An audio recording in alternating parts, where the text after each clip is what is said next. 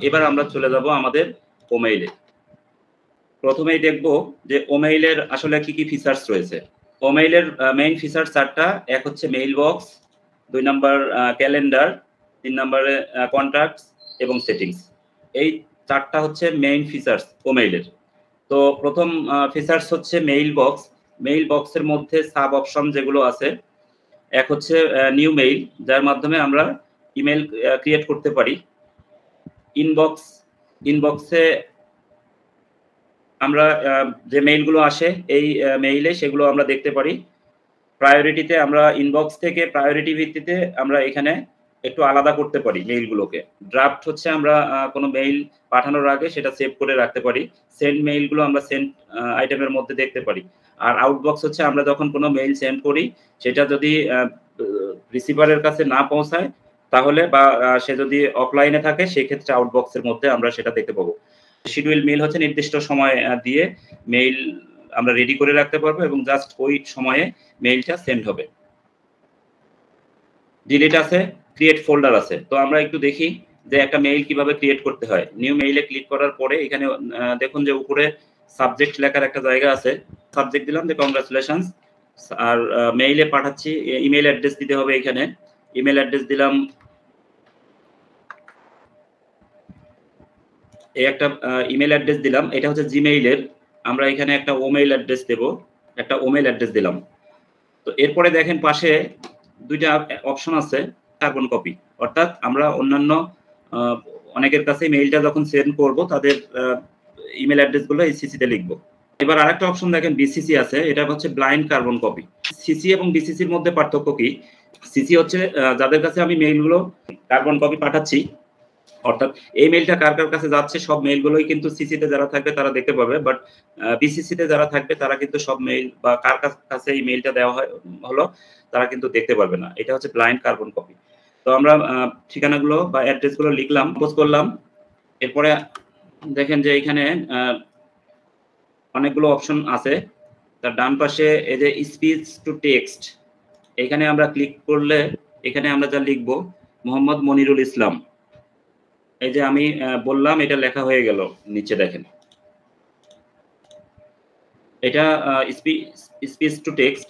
আর এই যে মাঝে যে অপশনগুলো আছে, যেটা অন্য মেইল আমরা যখন কোনো মেইল পাঠাই জিমেইলে বা ইয়াহুতে আমরা কিন্তু এই সুবিধাগুলো পাই না। এখান থেকে সবগুলো কিন্তু যে লেখাগুলো আমরা এখানে লিখবো এই লেখাগুলো এখান থেকে ফরম্যাটিং করা যাবে, যেমন বোল্ড করা যাবে, ইতালিক করা যাবে, আন্ডারলাইন করা যাবে। এই কাজগুলো এখান থেকে করা যাবে। সিলেক্ট করে আমরা এই যে বোল্ড করতে পারবো, ইতালিক করতে পারবো, আন্ডারলাইন দিতে পারবো, left alignment, centre, right alignment, justify, এই কাজগুলো কিন্তু সরাসরি এখান থেকে করেই দেওয়া যাবে, আলাদাভাবে যেতে হবে না আমাদের অন্য জায়গায়। যেমন জিমেইলে যখন কোনো ফাইল পাঠাই তখন কিন্তু আমাদের এটা করে ফাইল রেডি করে নিয়ে তারপরে দিতে হয়, কিন্তু আমরা এখান থেকে সরাসরি ফাইলটা রেডি করতে পারবো এখান থেকেই। আচ্ছা, এরপরে আরো একটা সুবিধা যেটা আছে যে আমরা এখান থেকে ভিডিও মেইল পাঠাতে পারবো। যেমন ভিডিও মেইলে ক্লিক করব আমরা। ভিডিও মেইলে ক্লিক করলে দেখেন ছবি চলে আসছে। ভিডিও মেইলে ক্লিক করলে এই রেকর্ড করার এই অপশনটা চলে আসবে, ভিডিও মেইল রেকর্ড হবে। জাস্ট এই স্টার্ট রেকর্ডে ক্লিক করলে কিন্তু শুরু হবে এবং ম্যাক্সিমাম 3 মিনিটস অর্থাৎ 3 মিনিট কিন্তু সর্বোচ্চ এই ভিডিও মেইল করা যাবে 3 মিনিট পর্যন্ত। তো আমরা একটু স্টার্ট করি। এই যে আমরা স্টার্ট করলাম।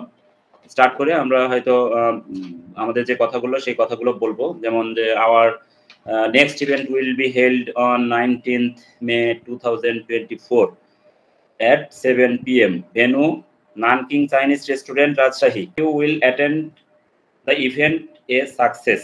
You are invited to self-friendly. Thank you very much. তো আমরা এবার ইন রেকর্ড করলাম। তাহলে কি হলো দেখেন, এখানে ভিডিওটা কিন্তু চলে আসলো এবং এটা কিন্তু আবার প্লে করা যাবে। এটা প্লে করে দেখা যাবে যে ভিডিওটা ঠিকঠাক মতো হলো কিনা। এখানে সাবজেক্ট দিলাম, কাদের কাছে পাঠাবো অ্যাড্রেসগুলো, ইমেল অ্যাড্রেসগুলো দিলাম, আমাদের টেক্সটটা লিখলাম। এখানে স্পিচ টু টেক্সট থেকে আমরা টেক্সট লিখলাম এবং ভিডিও মেল রেডি করলাম। এবার সেন্ডে ক্লিক করলে মেলটা চলে যাবে।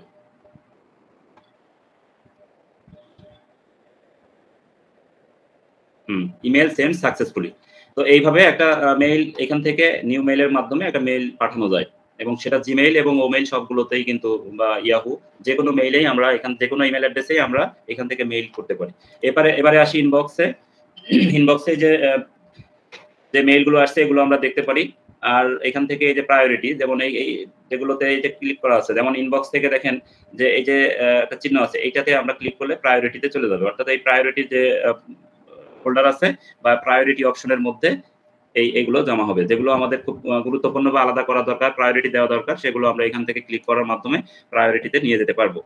এই যে চলে গেছে দেখেন ২টা। এবার প্রায়োরিটিতে গেলে দেখবেন যে ২টা মেইল আছে, এই ২টা চলে আসলো এখানে।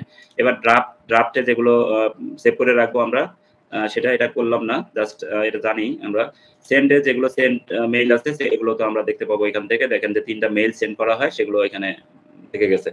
আউটবক্সে যে মেইলগুলো রিসিভার অফলাইনে থাকবে সেগুলো দেখতে পারবো। আর শিডিউল মেইলে ক্লিক করি। শিডিউল মেইলের ক্ষেত্রে আমরা টাইম ঠিক করে দিব যে কোন সময়টাতে যাবে। আমরা নির্দিষ্ট একটা টাইম দিয়ে সেই সময়টাতে আমরা মেইলটা সেন্ড করতে পারি শিডিউল মেইলের মাধ্যমে। এবার ফোল্ডার্সে আসবো। ফোল্ডার্সের ক্ষেত্রে আমরা এখানে আলাদাভাবে আলাদা মেইলগুলো আমরা অ্যাসাইন করে দিতে পারবো এই ফোল্ডারগুলোতে। তো সেই ফোল্ডার কিভাবে ক্রিয়েট করতে হয়, এই যে ক্রিয়েট ফোল্ডারে ক্লিক করব, এখানে ফোল্ডারের একটা নাম দেব। যেমন আমি নাটোর একটা নাম দিলাম। ফোল্ডারের কালার দেওয়া যাবে, যেকোনো একটা কালার এখান থেকে দেওয়া যাবে। আমি ব্লু কালারটা দিলাম এবং দেখেন এখানে যে আমরা কিন্তু শুনি যে ফাইলকে এখানে পাসওয়ার্ড দেওয়া যাবে। অর্থাৎ কোনো একটা মেইল যদি একাধিক ইউজার ব্যবহার করে, তো এখানে পাসওয়ার্ড যদি না জানে তাহলে একাধিক ইউজার ব্যবহার করলেও সে একজন আরেকজনের ফাইল দেখতে পারবে না। এবং সে কিভাবে, এই যে পাসকোডে ক্লিক করে এখানে যদি আমরা একটা পাসকোড দিয়ে দেই তাহলে এটা পাসকোড সেট হবে এবং এই ফাইলটা অন্য কেউ দেখতে পারবে না। এবং দেখেন যে এখানে এই যে নাটোরে এখানে পাসকোড দেওয়া আছে, এই জন্য এই যে তালা লাগানোর মতো চিহ্ন আছে, কিন্তু এই নিচে ২টা ফোল্ডার আছে যেখানে পাসকোড দেওয়া নেই। সে কারণে এখানে এই তালার চিহ্নটা দেখা যাচ্ছে না। এখান থেকে এডিট করা যাবে এবং ডিলিট করে দেওয়া যাবে। আর যদি আমরা কখনো এই লক করা ফোল্ডারটাকে আনলক করতে চাই, সেক্ষেত্রে এখানে ক্লিক করে এই পাসকোডটা দিয়ে ওকে করলে এটা আবার আনলক হয়ে যাবে।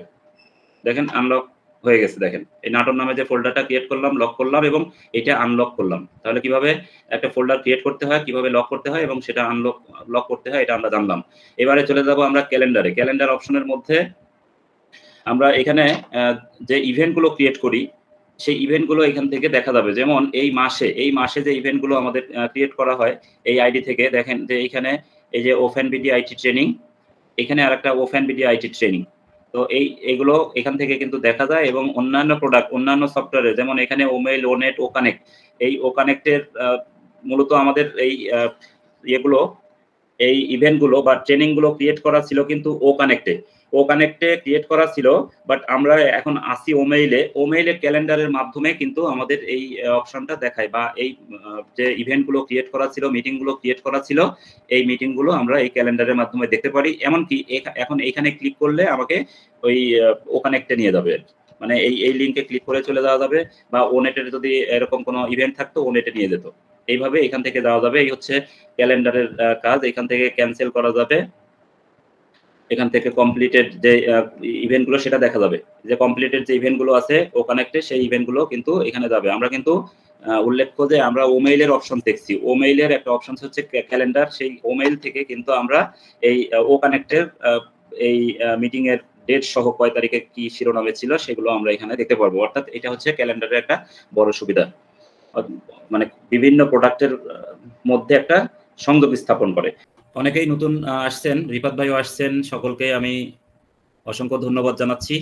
এখন আপনাদের কাছ থেকে শুনবো। এবার আপনারা একটু বলবেন, তাহলে আমি আরো উৎসাহিত হব, বা আমার যদি কোনো ভুল ত্রুটি থেকে থাকে সেগুলো নির্দ্বিধায় আমাকে ফিডব্যাক আকারে বলবেন। ধরনের টেকনিক্যাল পার্টগুলো আপনারা অব্যাহত রাখবেন, এগুলো আসলে আমাদের শিক্ষণীয় বিষয়। খুব ভালো লাগলো আজকে আপনাদের টেকনিক্যাল পার্টের ওমেইল সম্পর্কে আপনাদের তথ্যগুলা। ধন্যবাদ স্যার, আপনি আমাদের জন্য একটা ট্রেনিং এর ব্যবস্থা করেছেন। এটা আমি আজকে প্রথম লিংকটা পাইলাম, তো দেখে আমাকে আসলে খুবই ভালো লাগছে। তাই আমি তো মানে মিটিং এ বা বিভিন্ন ওয়েবিনারে ভালো মতো অ্যাটেন্ড থাকতে পারি না, যদিও মাঝে মাঝে একটু করে থাকি আবার থাকি না, কিন্তু আজকে ট্রেনিংটা দেখে মনে হলো যে আজকে একটু থাকলে ভালো হবে। তো আমি তো আবার এগুলো একটু কম বুঝি। তো যাই হোক, আপনাকে অসংখ্য ধন্যবাদ, আপনি এরকম একটা ব্যবস্থা করছেন, আমি আপনাদের সাথে থাকবো। আর স্যার মানে যদিও আমি কম বুঝি, তাই আপনার এই ট্রেনিংটা দেখে কিছুটা হলেও আমার একটু আইডিয়া হয়েছে যে আমি কিছু করতে পারবো। হয়তো এখন যদিও 100% হয় নাই, তবে কিছুটা আমি বুঝতে পারছি।